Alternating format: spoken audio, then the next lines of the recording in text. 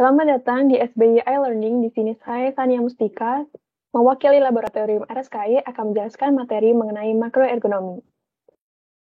Dalam buku Hendrik dan Kleiner berjudul Macroeconomics: An Introduction to World System Design yang diterbitkan pada tahun 2001, terdapat kalimat sangat mungkin untuk melakukan pekerjaan yang terkenal dalam merancang komponen, modul, dan subsistem suatu sistem secara ergonomis tetapi gagal mencapai tujuan efektivitas sistemnya relevan karena kurangnya perhatian terhadap desain makroergonomi dari keseluruhan sistem kerja.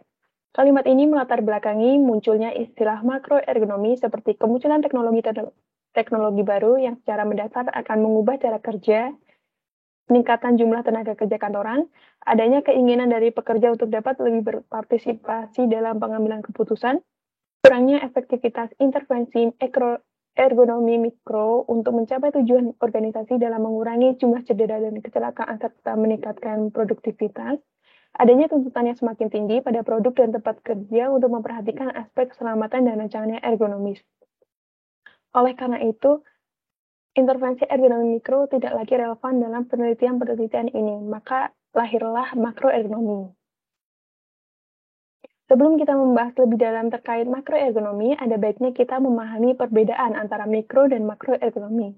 Mikroergonomi itu berfokus pada penyesuaian pekerjaan terhadap tiap individu, sedangkan makroergonomi itu berfokus pada penyesuaian organisasi atau sistem kerja kepada semua orang. Mikroergonomi memiliki pendekatan ergonomi pada suatu proses yang ditujukan khusus pada proses spesifik. Contohnya yaitu menganalisis postur kerja, menaksir produktivitas, dan mendesain alat kerja. Sedangkan makroergonomi itu memiliki pendekatan ergonomi pada perancangan organisasi dalam suatu sistem kerja. Contohnya yaitu mendesain beberapa sistem sosio-teknikal dalam kaitannya dengan manusia, organisasi, dan manusia teknologi. Seperti penjelasan tadi, definisi lengkap dari makroekonomi adalah pendekatan sosioteknik dari tingkat atas ke bawah yang diterapkan pada perancangan sistem kerja secara keseluruhan pada berbagai level interaksi ergonomi mikro seperti manusia pekerja, manusia mesin, dan manusia software. Tujuannya yaitu untuk mengoptimalkan desain sistem kerja dan memastikan sistem kerja tersebut berjalan dengan harmonis, baik level makro maupun mikroergonomi, yang menghasilkan perbaikan produktivitas, kepuasan kerja, health and safety, dan komitmen karyawan. Kajian yang dibahas dalam makroekonomi yaitu mempertimbangkan dimensi struktur sistem kerja yang ada di dalam model sistem sosioteknik.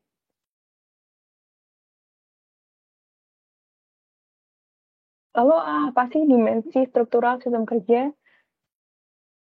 Dalam suatu organisasi terdapat 3 dimensi yaitu kompleksitas, formalisasi, dan sentralisasi. Kompleksitas adalah derajat diferensiasi dan integrasi yang ada di dalam suatu sistem kerja.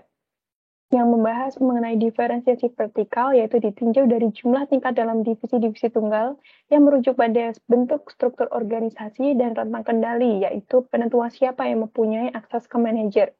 Dan diferensiasi horizontal yaitu merujuk pada tingkat diferensiasi antara unit-unit yang membahas mengenai spesialisasi atau pengelompokan aktivitas tertentu yang dilakukan suatu individu dan departementalisasi, yaitu cara pengelompokan para spesialis.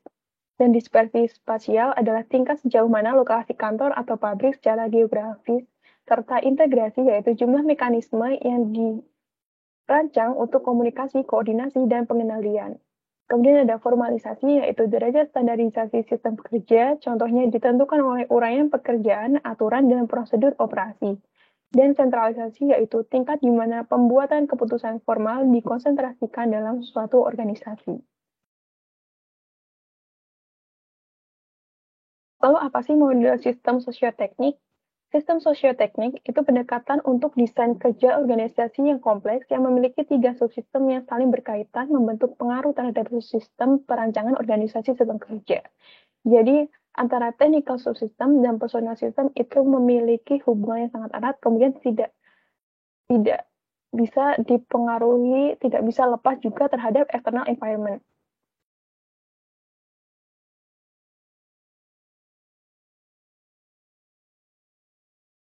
Berikut adalah hubungan dari 3 subsistem yaitu sosial, technical, dan external subsystem. Subsistem yang pertama yaitu personel. Faktor utama yang dipertimbangkan dalam work system design adalah aspek personelnya. Faktor ini merujuk pada pemilihan personel organisasi yang tepat berdasarkan kualifikasi yang diperlukan. Ada 3 faktor yang dipertimbangkan, yaitu yang pertama tingkat profesionalisme, yaitu bagian integral dari proses pendidikan dan pelatihan, di mana orang mempelajari nilai, norma, dan pola perilaku yang diharapkan dari pekerjaan sebelum memasuki organisasi. Yang kedua adalah faktor psikososial, di mana merupakan bagian suatu proses secara kerja dilakukan seperti tenggat waktu, beban kerja, metode pekerjaan yang konteks di mana pekerjaan terjadi, termasuk hubungan dan interaksi dengan manajer dan supervisor, kolega, dan rekan kerja.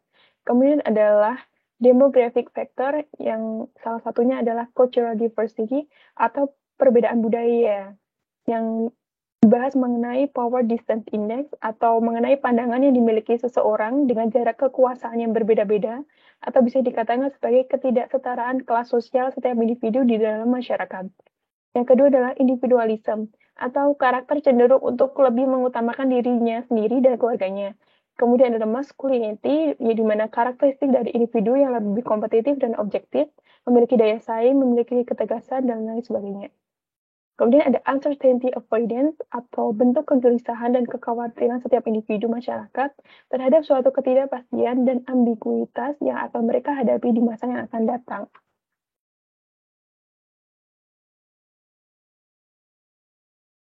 Subsistem lainnya adalah teknologi, di mana faktor ini merujuk pada aplikasi teknologi yang sesuai bagi perusahaan dengan mempertimbangkan beberapa kebutuhan beserta konstrain yang dimiliki perusahaan. Teknologi sebagai penentu struktur sistem kerja telah didefinisikan secara operasional dalam beberapa cara yang berbeda. Yang pertama adalah by production technology, yaitu teknologi dibagi menurut cara produksinya, yang dibagi menjadi unit teknologi, mass teknologi, dan proses teknologi. Yang kedua adalah by knowledge-based technology, yaitu berdasarkan tindakan yang dilakukan individu atau variabilitas pekerjaan dan problem yang dibagi menjadi routine teknologi, craft teknologi, engineering teknologi, dan non-routine teknologi. Yang ketiga adalah by technology uncertainty atau berdasarkan performansi tugas untuk mengurangi ketidakpastian yang terbagi menjadi long link teknologi, mediating teknologi, dan intensive teknologi. Kemudian adalah by workflow integration, yaitu berdasarkan tingkat otomatisasi teknologi.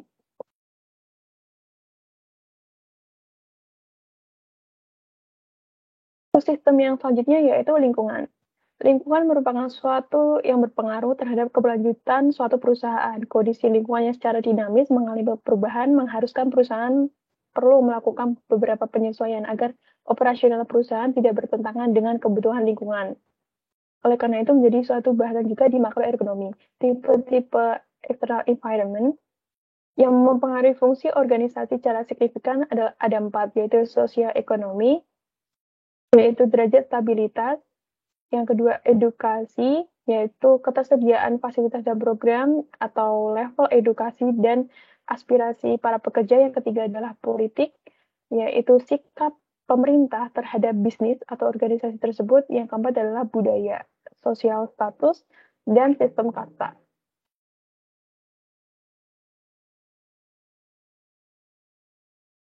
Kemudian apa aja sih sifat-sifat yang dimiliki makroekonomi? Yaitu ada iteratif, nonlinear, dan stokastik. Yaitu tahap iteratif adalah tahap-tahap yang dilalui adalah desain, evaluasi, pemurnian reevaluasi, pemurnian lanjut, dan seterusnya.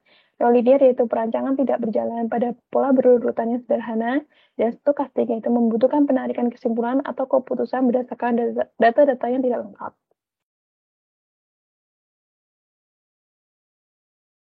Kapan sih dibutuhkan makroekonomi? Seperti diagram di samping antara task, organization, human environment, teknologi, atau tools itu saling berkaitan. Jadi jika salah satu di antaranya itu tidak mengalami kecocokan atau tidak mengalami interaksi sesuai dengan kebutuhan organisasi, itu akan terjadi atau menimbulkan possible misfit. Contohnya yaitu keterampilan pekerjaan yang tidak sesuai dengan kualifikasi pekerjaan, kebijakan manajemen yang tidak dipatuhi oleh pekerjaan, dan lain sebagainya. Hal ini bisa terjadi masalah-masalah seperti safety, productivity, efisiensi, dan tentang kualitas. Metodologi makroergonomi yang biasanya dipakai yaitu MEAD atau Macroeconomic Analysis and Design, yang tujuannya adalah untuk mengevaluasi dan mendesain sistem kerja.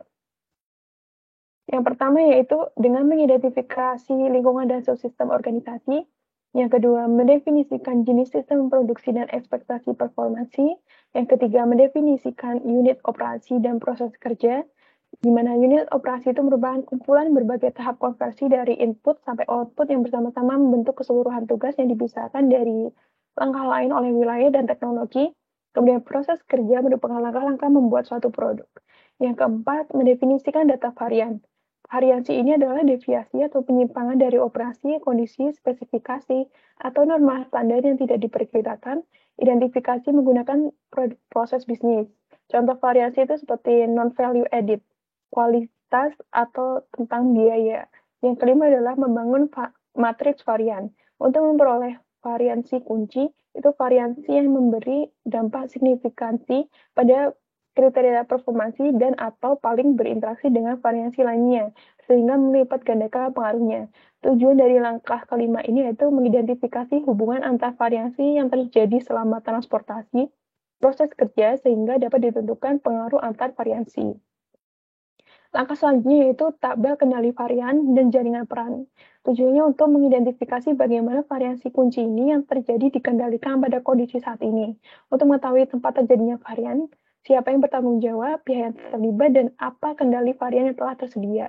Yang ketujuh adalah mengalokasi fungsi dan penggabungan desain, merancang perubahan subsistem teknologi, perubahan personel, dan menentukan rancangan final menggunakan objective tree. Yang ke-8 adalah analisis peran dan tanggung jawab setelah tujuan dan alternatif ditentukan dengan bantuan tabel kriteria penilaian, sehingga mudah dalam mengevaluasi setiap alternatif untuk mencapai tujuan yang diharapkan. Langkah selanjutnya itu perancangan ulang subsistem pendukung. Dengan menentukan subsistem pendukung yang diperlukan dalam mempengaruhi sosioteknik produksi yang ada, kemudian dilakukan penyesuaian dengan subsistem lain, termasuk lingkungan internal. Kemudian baru implementasi, iterasi, dan perbaikan untuk mengetahui apakah solusi yang dihasilkan dari pemilihan alternatif akan sesuai dengan kondisi yang ingin dicapai.